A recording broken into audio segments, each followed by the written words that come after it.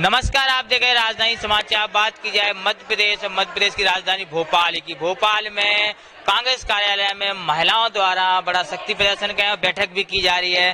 तो महिला कांग्रेस द्वारा हमारे साथ हैं महिला कांग्रेस की जिलाध्यक्ष सागर से।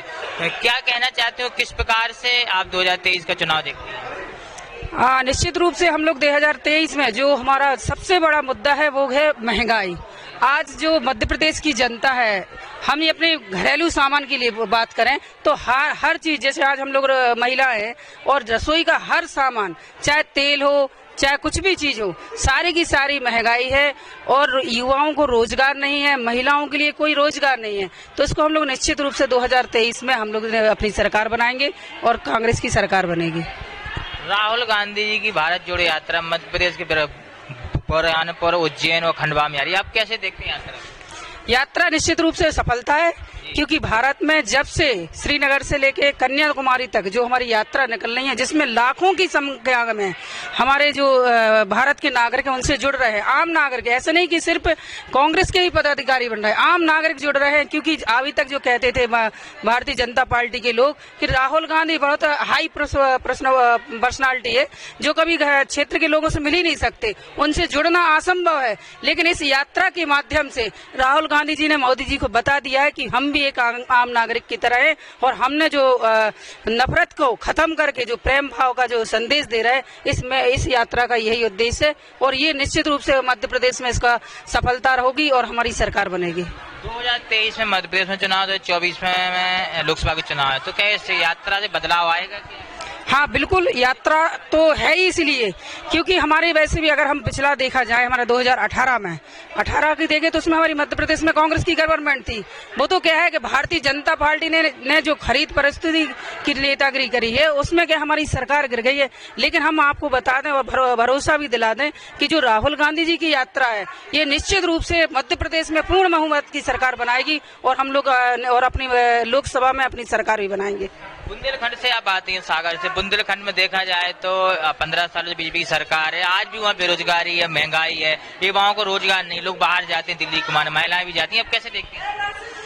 हाँ, ये तो आप सही कह रहे हैं कि भारतीय जनता पार्टी पिछले 15 सालों से उन्हीं की सरकार है। उनने सिवा खोखले भाषणों और झूठा प्रचार करके अभी तक अपनी सरकार बनाई है। लेकिन चूंकि युवा जान चुका है, महिलाएं जान चुकी है, व्यापारी जान चुके हैं कि मध्य प्रदेश में भारतीय जनता पार्टी को देने के लिए कुछ नहीं है, इसलिए वो बदलाव चाहती हैं। और निश्चित रूप से हम लोग 2023 में पूरी जनता, चाहे अपना युवा हो या महिलाएं हो या अपना व्यापारी वर्ग हो, सारे के सारे लोग अपनी कांग्रेस को वोट करेंगे और साथ में हम लोग की सरकार बनाएंगे।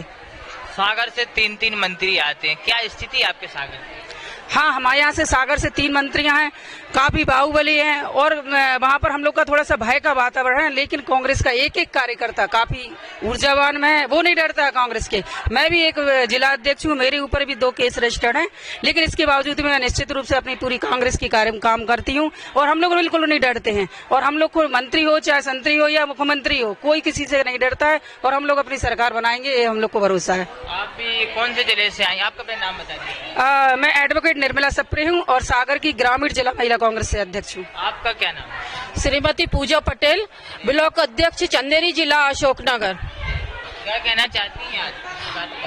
जो ये बैठक हुई है, ये बैठक बहुत ही जरूरी थी, क्योंकि हमारी जो महिलाएं थी वो भटक रही थी और शायद अभी सही दिशा में नहीं थी। लेकिन जो आज राष्ट्रीय अध्यक्ष जी आई हैं और जिस तरह से उन्होंने मार्गदर्शन किया है, उसके आधार पे महिला शक्ति काम करेगी और निश्चित अपने लक्ष्य के लिए पूर्ति करेगी।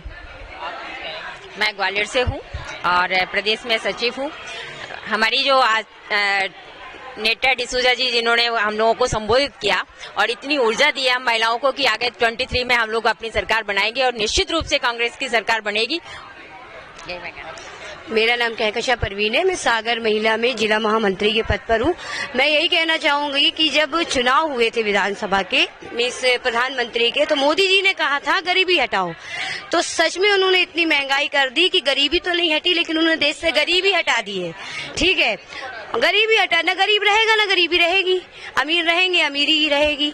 उसके बावजूद उन्होंने बोला कि हम देश का विकास करेंगे। ये कैसा विकास है जिसमें देश ही बेच दिया? ये तो फिर एक बार फिर हम अंग्रेजी शासन के गुलाम हो जाएंगे। बस मैं यही कहना चाहूंगी कि मैं महिला कांग्रेस में आकर मेरी जो एक मानसिकता है कि देश हमारा है, हमें इसका विकास करना है और महिलाओं के पक्ष को मजबूत करना है, मैं इसी उसमें काम करना चाहूंगी। और कुछ आप कुछ कहना चाहती हैं? आप कहाँ से आई हैं? मैं विदिशा जिले से हूँ, प्रदेश महासचिव हूँ मध्य प्रदेश महिला कांग्रेस में। मेरा नाम सरिता आर्य है। क्या कैसे देखते हैं 2023 का चुनाव, राहुल गांधी की यात्रा?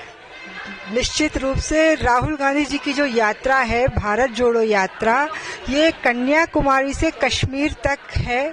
और आपने ये देखा होगा कि एक महात्मा गांधी जी ही दांडी यात्रा लेके निकले थे, जो उससे इतना बदलाव आया था कि देश का बच्चा बच्चा उस यात्रा से जुड़ा था। निश्चित रूप से राहुल गांधी जी की यात्रा में भी यही बदलाव है, चाहे युवा वर्ग हो, महिलाएं हो, व्यापारी वर्ग हो, और तो और आपने देखा होगा, अगर वीडियो देखे हो तो विकलांग तक हमारी इस यात्रा से जुड़ रहे हैं। आप देख रहे थे राजधानी समाचार से नीरज विश्वकर्मा की रिपोर्ट, कांग्रेस कार्यालय भोपाल।